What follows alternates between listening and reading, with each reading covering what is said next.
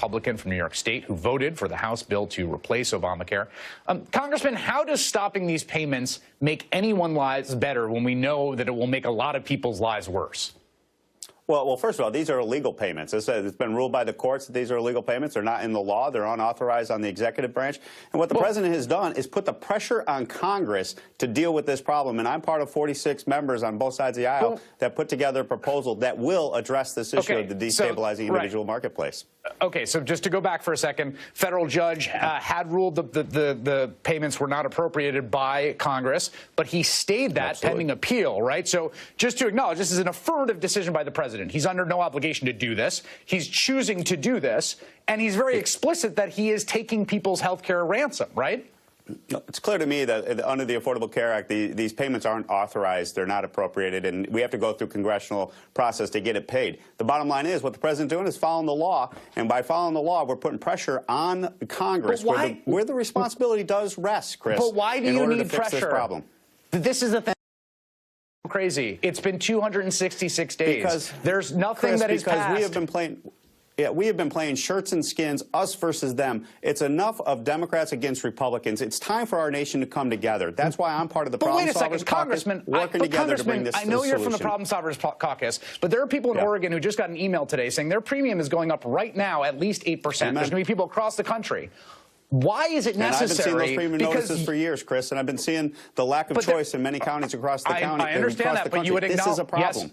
No, I know that. But this has gone up more over and above. It's not just the same thing, right? There was yesterday, the premiums were one thing. Today, they're 10 or 15 or 20% higher, right? So you have to explain to those people who are getting those bills in the mail why you guys in Congress, why the Republican Party, which controls all three branches of government, can't solve the problem without making them pay more money out of pocket. This is about not Republicans. This is about Congress, Democrats and Republicans solving this problem for the people we represent. That's why I implore folks. And I appreciate the people in the Problem Solvers Caucus that are leading on this issue. But you're not leading. I hate to tell you this. Yes, we are. We have a whole proposal together that deals with an 80% victory on both sides of the aisle that we can move the ball forward to solve the health care problem in America. That would be great. But if you were leading and if the solving of the problems was happening, then we wouldn't be in a position where people are getting notices from their insurance companies saying your premiums are going up. And that's where the extremes on both sides, right and the left, who are putting us in this gridlock position, have to be broken. And that's why we're part of this effort to do this. Congressman, the President of the United States took this action today. I feel like we're not acknowledging that. The President took an action today. It was an action he hadn't taken before. It was an action that he didn't have to take, as evidenced by the fact that it took him 266 days to take it. So why is it the case that people should have worse health care or pay more money for it because Congress, and the Republican Party in particular, which controls Congress, cannot fix their health care? I think you nailed it right there. Congress needs to act to fix this problem, and that is where it rests. And I fully take that path in order to solve this is going to take legislation working together to get things done. Okay, so here's a proposal. I know that a lot of people in your party do not like long legislation. It was one of the knocks on the ACA. You could probably write a 3 or 4 line appropriations bill to appropriate the CSRs, bring that to the floor tomorrow. Can you do that?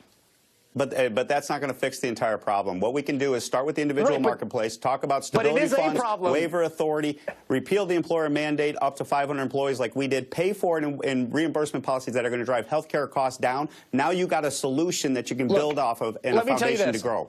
I hope that you are successful in Congress in forestalling the disaster, and we can have you back on the program.